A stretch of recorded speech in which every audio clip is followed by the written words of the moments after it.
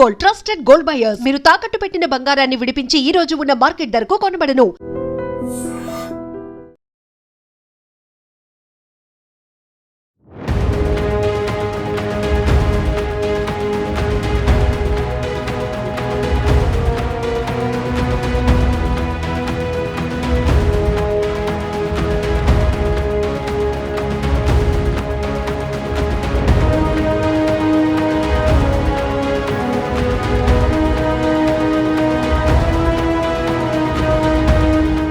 Welcome to I dream. So Congress party ఆధ్వర్యంలో పెద్ద ఎత్తున ఆందోళన జరుగుతుంది. ఒక ర్యాలీగా వెళ్తూ ఉన్నారు. సో ప్రస్తుతం నాతో పాటు ఫిరోజ్ ఖాన్ గారు ఉన్నారు. ఫిరోజ్ ఖాన్ గారు, ఏంటి ఈ ఆందోళనకు సంబంధించి, ర్యాలీకి సంబంధించి ఏం చెప్తారు? ఇది బీజేపీది అన్డెమోక్రటిక్ అథారిటీయన్ యాక్షన్. ఎక్కడైనా మీకు డెమోక్రసీ కనిపిస్తున్నది? మొత్తం డిక్టేటర్షిప్ నడుస్తున్నది. సో ఇవాళ మేము చలో రాజ్భవన్ ఎందుకు పోతున్నామంటే defend our democracy and save our constitution. స్ట్రేట్గా మోదీ గారికి మేము అడుగుతున్నాం, ఫస్ట్ సోనం వాంచుక్కి రిలీజ్ చేయి, ధర్మేంద్ర ప్రధాన్ రిజైన్ చేయి, ఎవరు సూసైడ్లో 21 మంది చనిపోయినారు, ₹1 కోటి. రాహుల్ గాంధీ క్లియర్ కట్ అంటున్నారు, పొలిటికల్ కన్సెన్సస్ తీసుకువద్దాం, అందరు స్టేక్ హోల్డర్స్కి కూర్చోపెట్టండి, పరిష్కారం తీసుకువద్దాం, నెక్స్ట్ టైం పేపర్ లీక్లు కావద్దు. ఇవాళ ప్రొసీజర్ ఏమున్నది అంటే సెంటర్ సెంట్రిక్ ఉన్నది, స్టూడెంట్ సెంట్రిక్ లేదు, ఫ్లెక్సిబుల్ లేదు, సెక్యూర్ లేదు. అండ్ ఎగ్జామినేషన్స్ గవర్నమెంట్కి లింక్ కావద్దు, కూర్చుందాం, మాట్లాడదాం, ఇంతనే. కానీ బీజేపీ డిక్టేటర్స్ వాళ్ళు ఒప్పుకోరు. అరే అన్న, జీవితంలో ఎవరు దేవుళ్ళు గారు, అందరు మనుషులే, తప్పు అవుతుంది, మీతో తప్పు అయింది, లక్షల స్టూడెంట్స్ ఫ్యూచర్ స్టేక్ మీద ఉన్నది, ఇంతమంది చనిపోయినారు, మీరు మొన్న లాఠీ చార్జ్ చేస్తున్నారు. ఎట్లా కనిపిస్తున్నది? ఆ జలియన్ వాలా బాగా కనిపిస్తలేదు? లాఠీ చార్జ్ చేస్తారు, టియర్ గ్యాస్ చేస్తారు, వాటర్ కెనన్స్ వేస్తారు. సో ఇది డెమోక్రసీ. రాహుల్ గాంధీ గారు, ప్రియాంక గాంధీ గారు మోదీ ఇంటి ముందుకు వెళ్ళి వాళ్ళు ధర్నాకి కూర్చున్నారు. ఇలా చేస్తే సమస్యలు ఉన్న పరిష్కారం అవుతాయా? ఏదైనా శాంతియుతంగా చేయాలి, ఇట్లా ఇళ్ల మీదకి వచ్చేస్తే కుదురుతుందని చెప్పి బీజేపీ వాళ్ళు అంటూ ఉన్నారు. పార్లమెంట్లో వినరు, రాజ్యసభలో వినరు, ప్రెస్లో చెప్పిన తర్వాత కూడా చెవులు మూసుకుంటారు. ఎక్కడ చెప్పాలి? స్టూడెంట్స్ అక్కడ జంతర్ మంతర్ నుంచి అంత మ్యాసివ్ ర్యాలీ తీసుకొని పార్లమెంట్ వచ్చినారు. ఏది మోదీ గారికి అర్థమవుతలేదు? నేనే కింగు అంటున్నా, డిక్టేటర్. సో ఈ స్టూడెంట్స్ తక్లీఫ్ చూసుకొని, వీళ్ళ మీద ఉన్నది పరేషాని చూసుకొని మా రాహుల్ గాంధీ గారు మోదీ దగ్గర పోయినారు, ఆయనకు డిటైన్ చేస్తారు. Okay, no problem. ఇది మొత్తం లోకం చూస్తున్నది కదా. మొత్తం లోకం ఏమంటుంది? ఇండియా మొత్తం ఏమంటుంది?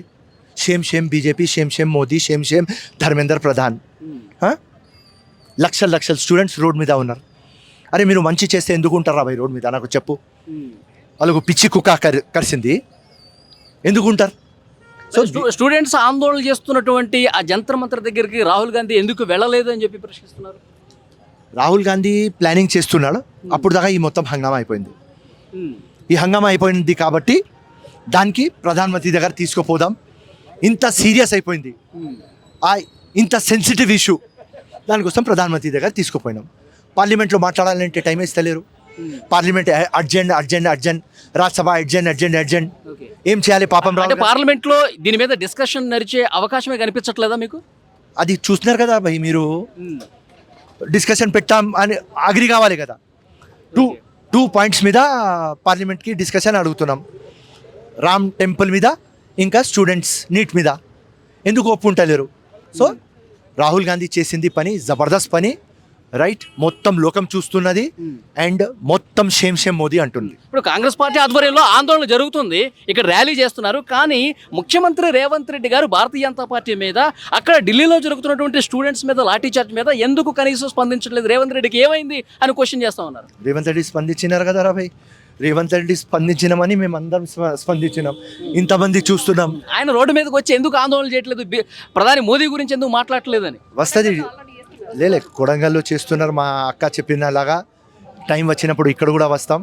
కానీ ఇక్కడ ఒక రేవంత్ రెడ్డి వస్తే నీకు సాటిస్ఫాక్షన్, కానీ ఇక్కడ ఒక 10,000 రేవంత్ రెడ్డి ఉన్నారు, ఇది కనిపిస్తలేరు మీకు.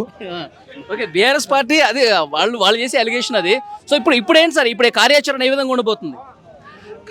కార్యాచరణ ఏముంటుంది అంటే మేము ఒకటే చెప్పడానికి కి we will not stop, okay, we will resist, we will save our democracy, we will save our constitution.